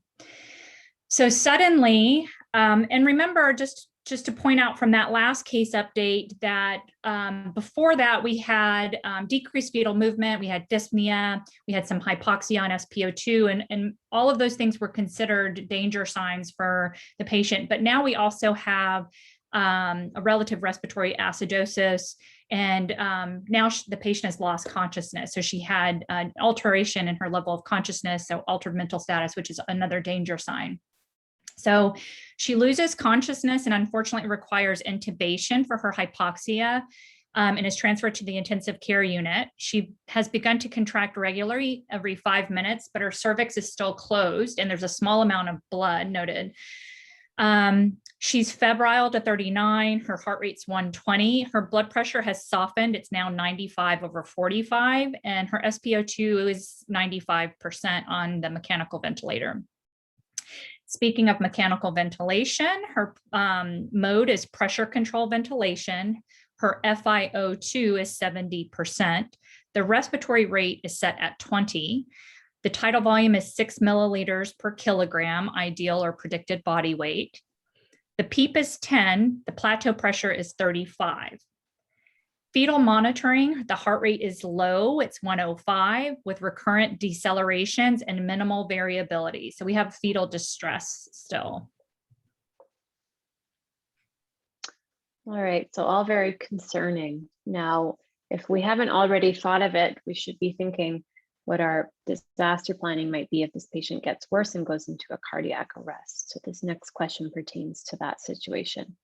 Now, if this patient were to go into cardiac arrest, which of the following modifications is not appropriate during ACLS for pregnant patients? First option is tilt the patient 30 degrees to the right. The second option is manual left uterine displacement by a provider. The third option is 2 large bore peripheral IVs placed above the level of the diaphragm. And the last option is CPR with 100 compressions per minute.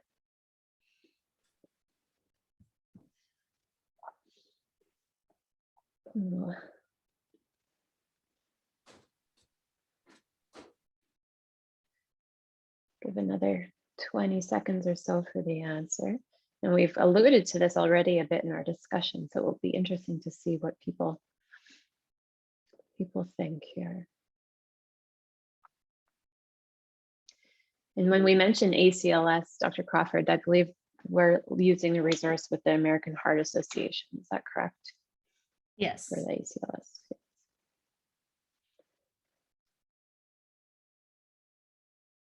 Good. Okay, well, we're at about 1 minute and 15 seconds.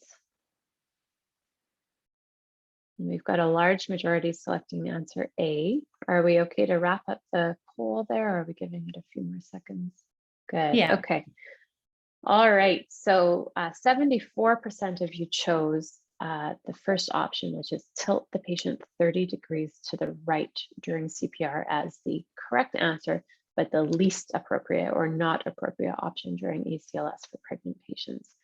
And I think we've largely covered this in our discussion. So per ACLS guidelines, the tilt they mentioned is to the left, and that is because of the anatomical location of the vena cava that we're trying to relieve compression from the gravid uterus. So that is the correct option. And one thing to point out is that in the past, prior versions of ACLS have mentioned that simply doing a tilt with a board or a blanket may be adequate. The new recommendation is that the tilt be actual manual displacement. So it's just another person manually lifting the uterus off of the big, large vessels in the abdomen. So the And I majority of just you want did to get that point right. out that there were many people in the chat box that also answered A. So many of our participants recognized the correct answer, both in the poll and the chat box. Perfect. Perfect. Good, good. Okay, now this is going to be a question that will depend on your personal experience at your facility. Now, in a crisis or clinical emergency, which of the following actions have you observed when providers cannot remember how to manage a certain clinical situation? And we've all been there. Now, A is call a colleague for help. B, use the internet on a phone or a computer. C, gone through a textbook. D, hide or walk away. E is all of the above, or F is none of the above.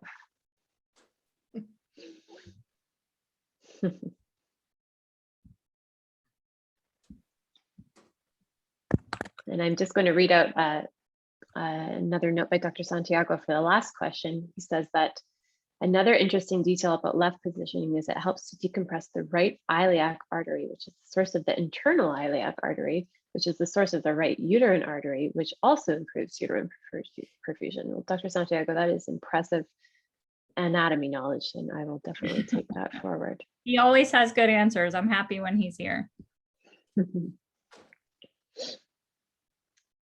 Great.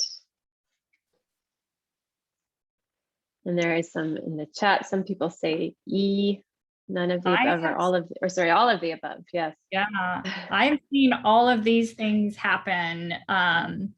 In my practice, I've seen other providers do just about all of these things. I don't like it when I see D, but I have seen that occur as well.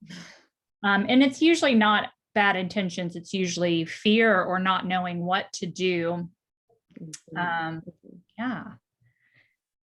Great. Okay. Well, most of you said that you've called a colleague for help. Some people have used the internet and some people have seen all of the above. Well, this is a great segue to show you what a great resource we have. And it's true that if you're the person who's the primary leader of a code situation or a very critically ill patient, you might not have time to access these cognitive aids or learning resources on your own, but having a colleague that can help, it is something that you can keep handy. So we wanted to link to our obstetric anesthesia emergency manual that Stanford University has produced. This is a free resource and we've got it linked in our LRC, and it will probably be linked in the chat as well. We are going to show some videos. Would we like to just show the actual aid that can be downloaded as well first, or would you want to watch the videos, Dr. Crawford?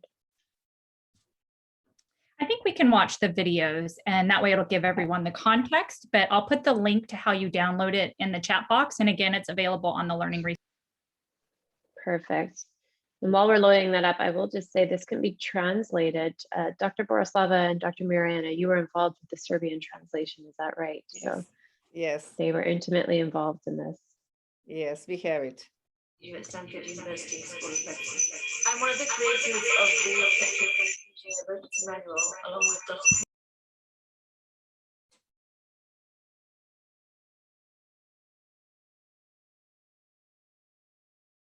Ma'am, you are muted. We are unable to hear you.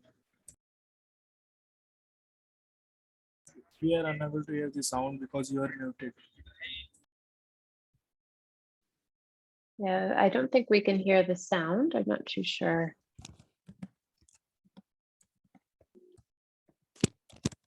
Apologies, are you unable to hear it? Sorry. Yes, and there is an echo if we do hear something. Hey, would you like me to try sharing it, Dr. Kelly? Sure, if you. Okay. Can you hear me now? Audio. We can hear you, Dr. Crawford. Sorry. You couldn't hear the video though, I suppose. Okay. Well, let's just skip to the manual if you don't mind then, Kelly. Apologies for that. Sure.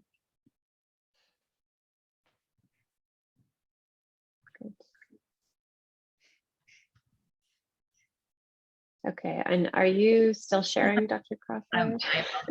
I will now. I apologize. That's my fault. I don't know why it didn't work, okay. but It's really, I can just tell the audience that it's a really amazing cognitive aid, and it's developed because, much like our poll question, we can't all remember everything that we're supposed to do at all times. And in fact, there's evidence that shows that many of us don't recall all of the critical steps that needs to occur during emergency situations, especially when we're under stress, which usually occurs during emergency situations.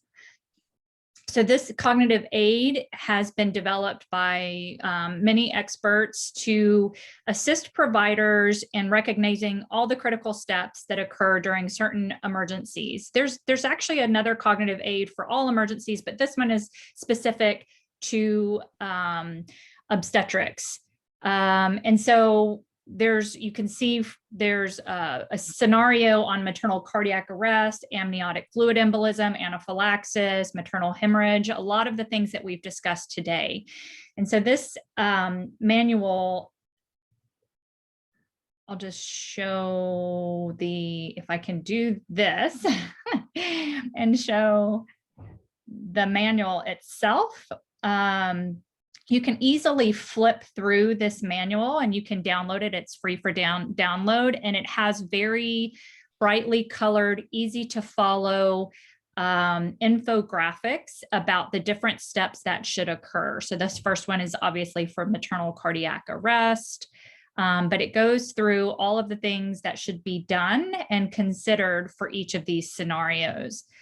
So obviously don't have enough time to go through each of these scenarios, but this is freely available for download.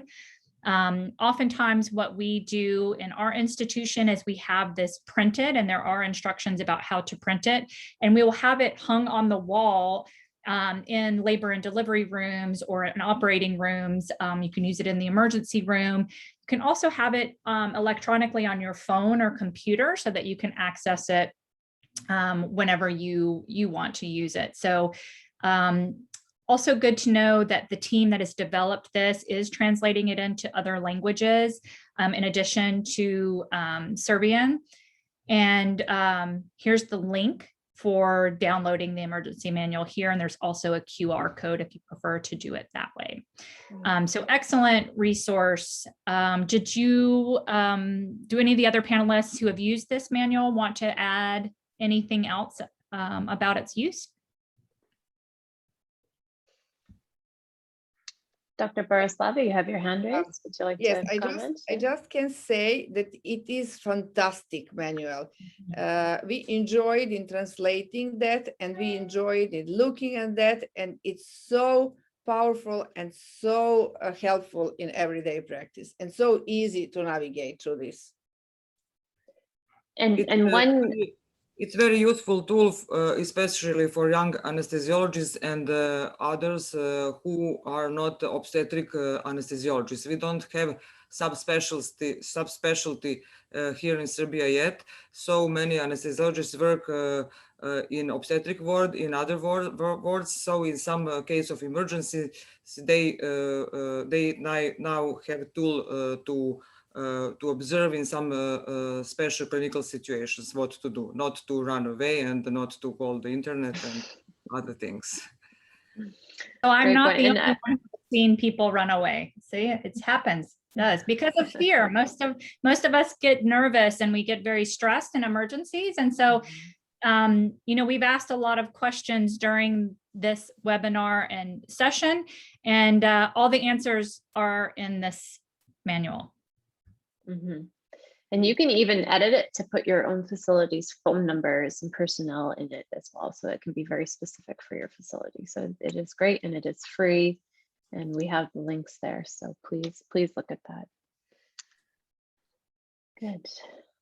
Okay, we have a case update. So the patient is diagnosed with acute respiratory distress syndrome and or ARDS from presumed SARS-CoV-2 or COVID-19. She is placed on lung protective ventilation settings on the mechanical ventilator, and the MFM specialists are following clinical status of the patient and the fetus.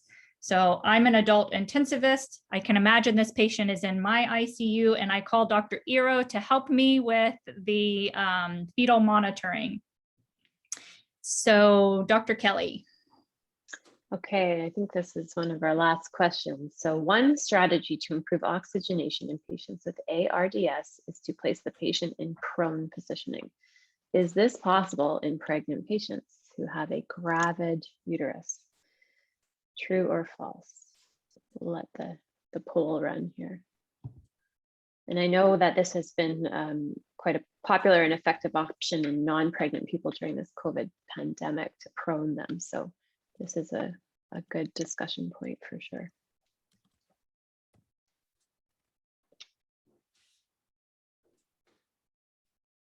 Dr. Borislava mentions that it is possible, but not easy.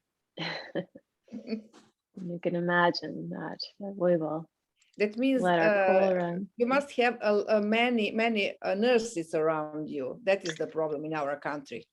We don't have enough nurses for doing that. Mm-hmm. That's a problem. Well, in every country, even definitely, yeah, and institutions, it's difficult to have enough nurses. That's right. Mm-hmm. So we will show you a video, and I'll just review the it. question here. Yes. Now, 73% of people said yes, 27% said no, and Dr. Borislava, you raise a good point. If you can't safely do something with enough personnel, maybe it's something that can't be done. If you do have the right resources and people, then that is something that can be done. And we will show you this short video of prone positioning in pregnant patients. Can I just add something in, Kelly? Sure, Dr. Uro. Yeah. I just I agree if you don't have the resources, but sometimes what we run into is that some people often are just afraid because the woman is pregnant and is gravid, so it can be done. And we suggest padding either with pillows or blankets or whatever you have available. And I think this video will help, but especially if it can improve their outcome. It doesn't necessarily affect the fetus, like the fetus can be supported. So we don't exclude it for them. We do really try if it can be done. Good point. Okay, this is a nice short video that will show us how to safely prone a pregnant woman. Thank you, Alana. Pregnant patient. Note there are 5 to 6 assistants, 1 at the head of the bed, 2 on each side, and 1 at the foot of the bed if available. All movements will be made at the direction and count of the respiratory therapist or lead personnel at the head of the bed. This person is responsible for ensuring the security of the ET tube and support of the head and neck. For the proning maneuver, the patient will be turned towards the ventilator. First, a flat sheet will be placed underneath the patient by rolling the patient to one side, placing the sheet underneath so that it may be passed to the other side, and then rolling to the opposite side to complete the placement of the lower sheet.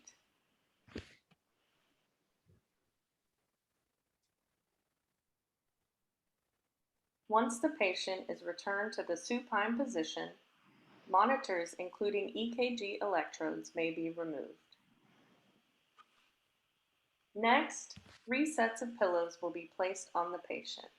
The first 2 pillows are placed on the chest above the gravid abdomen, the second 2 over the pelvic area below the gravid abdomen, and the third set over the lower legs.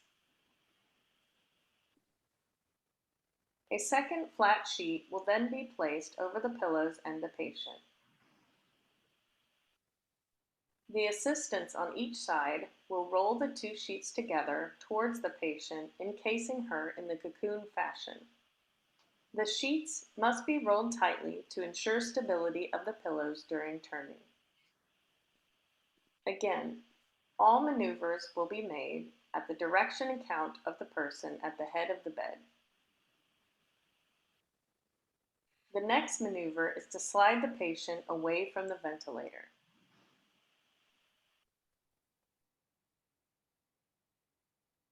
The patient will then be rolled onto her side by the assistants on the ventilator side pushing under while the assistants on the opposite side push over. The person at the foot of the bed will help guide the feet.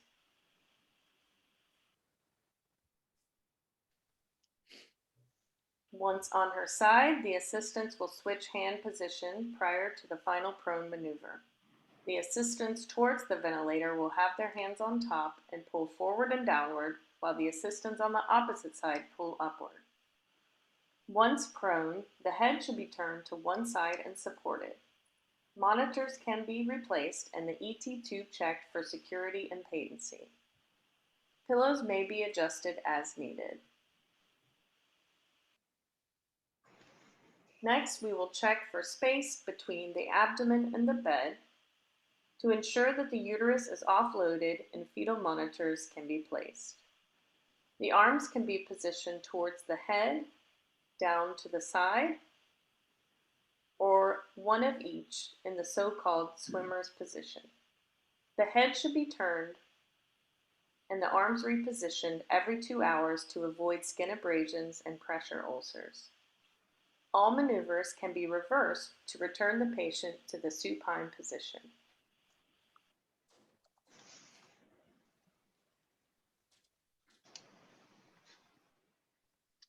Great, thank you, Alana. Okay, so there's Dr. Crawford highlighted several important points during the video there, and we noticed how many people were required to do that safely. And one thing I also want to mention is this was done via simulation. It's something that should probably be practiced before doing it on a live patient as well. So excellent. Okay. All right, now our last question, we'll just ask people to free text as well. What are some other considerations that are required when caring for pregnant women with COVID-19? And feel free to provide anything that you've had in your personal experience or things that you may be concerned or worried about when you eventually see this.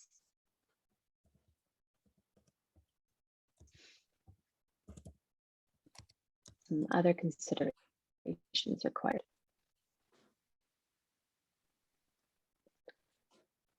Dr. Mariana mentioned that some pregnant people can have more severe infection.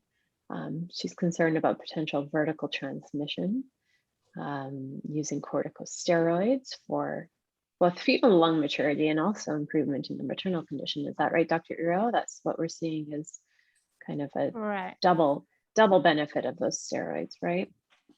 Correct. I saw someone mentioned earlier during the fetal, during the proning video, cesarean delivery, and I did just want to comment on that briefly, that having COVID-19 or ARDS in itself is not an indication for delivery. Per our Society of Maternal Fetal Medicine and American College of OBGYN guidelines. That said, though, it is really, it is something that can be evaluated by an individual case basis based off of how mom is doing, how the fetus is doing, and what the team makes those decisions for delivery. So I just wanted to just kind of add that. I see someone else again for lung maturity, when you're anticipating, well, actually you think about it in two different ways. Your standard COVID-19 treatment, so you could give to pregnant women like remdesivir, dexamethasone is already given. You can actually also dose the dexamethasone for fetal benefit as well as maternal benefit. For the fetal benefit, it's like every 12 hours for 2 days. And then I think the COVID benefit is like daily for 10 days. So sometimes we just double up on the dosing for those 2 days and then continue it on. Pregnant women can get convalescent plasma if that's available to you. There's not as much data on its efficacy, but the kind of the bottom line is that whatever resources are available for treatment of COVID should be available to pregnant women. It should not be withheld. Kelly, I would like to add about the vaccines because in developing world, women are afraid of vaccines, especially pregnant women. So in 2020, we had a lower number of pregnant women with severe forms. And in 2021, we had higher number because pregnant women refused to get vaccines. And that's the big problem. And advertising of vaccination is important for pregnant women. That's an Thank you, Dr. Mariana. Yeah, I was going to say that's an excellent point. I think to underscore the one of the resources, maybe we could share it in the link, or it's in the resources, Be Safe, the CDC Center for Disease Control and Prevention. They have a COVID-19 vaccine registry where pregnant women who have been vaccinated, where they show their data and they actually share their outcomes and share how many people have been vaccinated, by what type of vaccine. And overall, it's been very reassuring, which is why they continue to promote vaccination for pregnant women and postpartum women. And I can look that up real quick and share that. Yeah, if you don't mind sharing that in the chat, Dr. Iro, that would be great. And we have links here to several different protocols that you can use in your decision making for pregnant women. There are some that will guide you on decisions to admit the pregnant women, decisions to transfer to ICU, all of the medication safety that Dr. Iro was just talking about. We can find those in here. We talk about vaccines, and breastfeeding as well is something that has also been encouraged if the mother is able to do that. And there are details on how to do that safely in order to attempt to prevent transmission to the baby. But that is something that the WHO is promoting and assisting people with as well. So thank you for that. I just want to say thank you to all of our really amazing panelists from many different places across the globe. For all of our learners, for the excellent questions. A lot of you emailed in questions. I know we didn't get to every single one of your questions, but we have already gone over time by almost 30 minutes. We did cover all of the practice change objectives that are listed here. Want to remind everyone that all the links to the videos, all of those resources, all of the answers to the questions, the emergency manual, all of that is available for you for free on the Learning Resource Center. That's why we created it, to have all your resources in one place. You can log in and make a free account. It will be there for you. There's also slides that you can download if you want to facilitate this discussion within your own institution. We also have a WhatsApp chat that is very active. So if you'd like to join that, Alana shared that link in the chat box as well. Cannot thank our panelists enough. Thank you so much for sharing your expertise with us. And I always like to share an inspirational quote. And I thought of this one when we talked about the emergency manual, that knowing what must be done does away with fear. This can apply to many different things in our lives, but I think the theme runs through patient care just as much. So again, want to thank everyone so much for joining us. I really enjoyed this session, and since I'm not an OB expert myself, I really learned a lot working with these experts to prepare the session for you. So thank you again. Can't thank you enough. Thank you to Assist International and Project Echo, of course. Thank you. Thank you so much. Thank you, Anna. Thank you, everyone. Everybody. I would just like to add that we do have session 11 scheduled for June 28th, and the topic will be essential emergency and critical care. The link to register is in the chat, so we encourage you to do that now. And as well, thank you to all of our panelists and participants for joining us today.